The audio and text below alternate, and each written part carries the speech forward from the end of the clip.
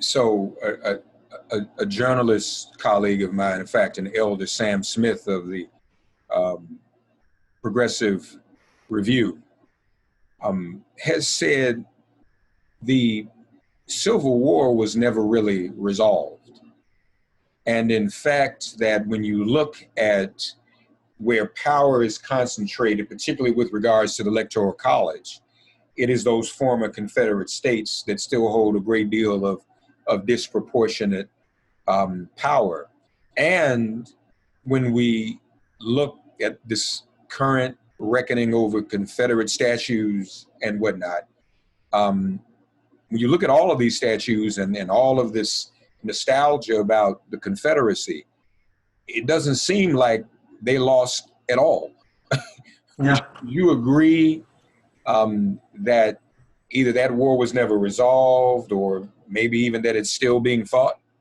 I totally would. I would say it hasn't been resolved, or the way in which it was resolved never actually addressed the underlying problems that had led to it and have constantly threatened to start a second one, essentially. You know, the Reconstruction, the Union, the North never consolidated its victory. It eventually surrendered in the Compromise of 1877, you know, which many people at the time called the Devil's Compromise, which essentially allowed the country to reunite. Great, but on the basis of white supremacy and states' rights.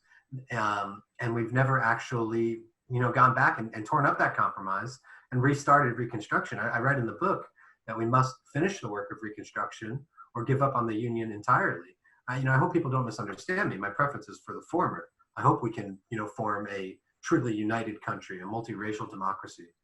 But if it seems like that ship has sailed, like that's not going to be possible, either with the Constitution that we currently have or just the people in the country that we share, we might have to rethink things in a very radical way. You mentioned the North really didn't consolidate power.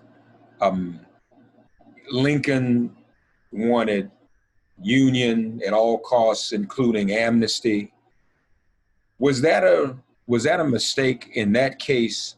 Should they have consolidated more power and utterly vanquished what was left of the Confederacy, in your opinion? Well, absolutely. I mean, we don't know what Lincoln would have done had he survived. You know, that's the great tragedy of American history. But actually, I want to just pick at something that you said, that Lincoln was for union at any cost. This is kind of one of my pet peeves, actually, because I think that we say that, but what he did during the Secession crisis, when the South actually moved to leave the Union, to me suggests that's actually not the case. That Lincoln, and this is kind of my craziest claim, was himself somewhat of a disunionist, and that is because the Republican Party won the 1860 election by saying, we won't extend slavery to the territories. We will never allow another slave state to enter the Union. And that was the main plank of the Republican platform. He could have compromised. That was the American political tradition to that point. The North would always compromise and give in to the South's demands. Then the country stayed together. You know, maybe that was, we think now that the country staying together is necessarily a good thing. I'm not so sure. And Lincoln himself that winter was not so sure either. He could have compromised. He could have offered to the South at least, okay, we will do what you want. We will extend slavery to the territories indefinitely, without limitation. Please stay in the Union. And he refused to. And he told his subordinates, don't promise that. I won't give in on that, because that's what we ran the election on. And if we give in now, they will always hold us hostage in every future election. So he basically made a bet. He made a bet that if they went to war, the Union won, the country would stay together, and it would do so with some purpose in mind, and that purpose being emancipation, you know, ending slavery, rededicating the country, as he said in the Gettysburg Address, you know, to the proposition that all men are created equal. But it was a bet. They might have lost, and then the Union would be destroyed. So he wasn't actually willing to save the Union, whatever the cost. And I think that's kind of the same calculation that we need to make today. Not to hold the country together no matter what. That's giving the game away. That's a pretty weak negotiating position, I think, as the president would say today. I think we need to say we will only hold the country together, as Lincoln put it, so as to make and keep it forever worthy of being saved. That's an interesting perspective, because that is pretty much the view of Lincoln. But now that you mention it, when you go back further, I think people usually judge a lot of what was going on during the war and even toward the ending. And we have, and from an African-American perspective, I mean, we have the evidence that throughout the way there were different proposals made on Lincoln's part about what to do with us. Send us back to Africa. There was even, floated an idea of gradual emancipation, which would have begun in 1900.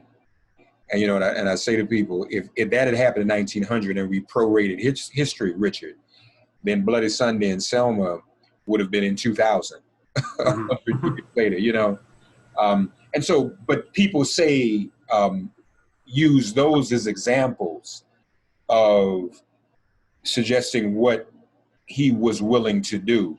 But I think you give us an interesting perspective if you look at it in total from the very beginning, that he was like, okay, F it, make your move, and Here's another interesting one. You mentioned the proposals that were made about what to do with former, enslaved people.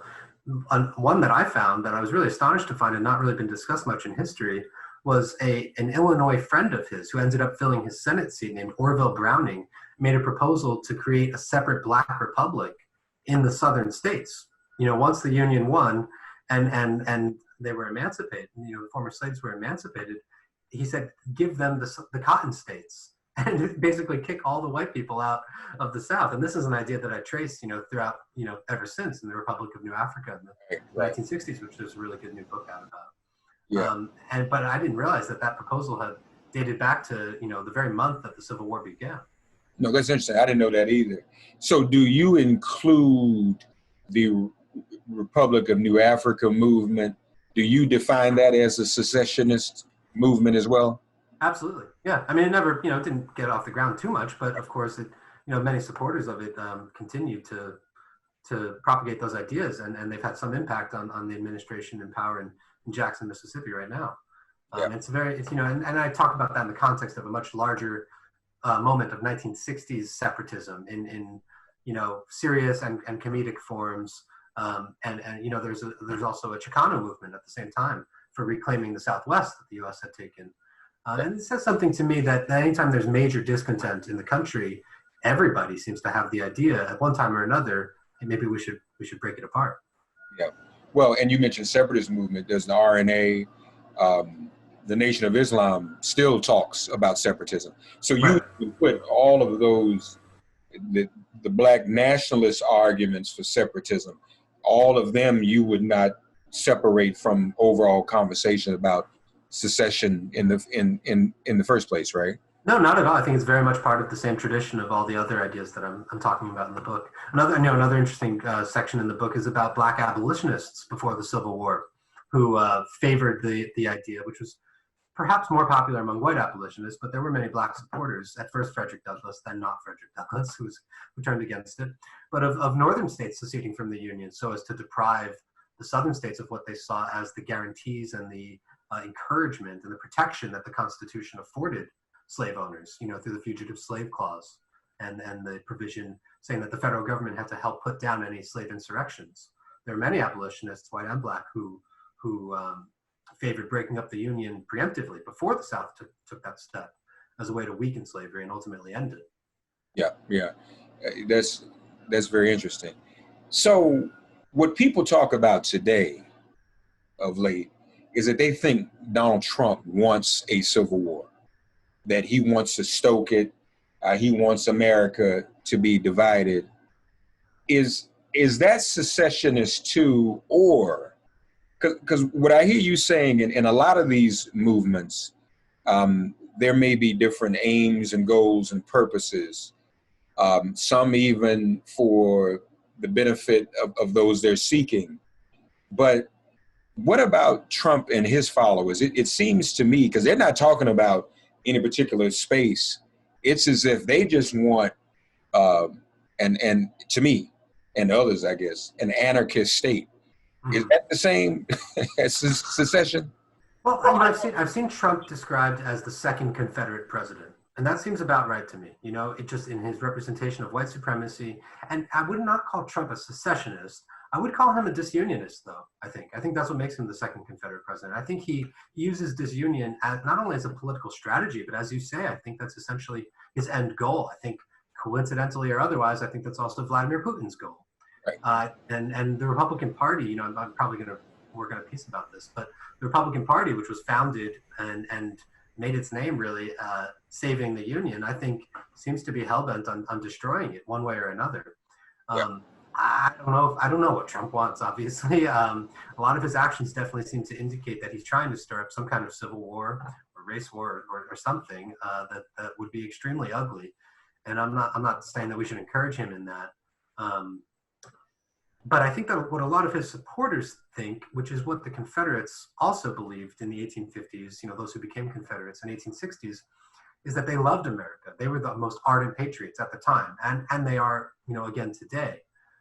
But if they see the country being pulled away from them, as they did in the Obama era, that patriotism, you know, flips immediately overnight into separatism or disunionism. And I think that if Trump, you know, somehow we do manage to get him out of office this winter, I think we're going to see that. All these people who are "Make America Great Again," you know, and carrying, you know, the largest American flags they can find, I think might rethink that if the flag comes to mean something to them that they didn't expect or that they don't believe in. And that's precisely what precipitated what we might soon call the first Civil War.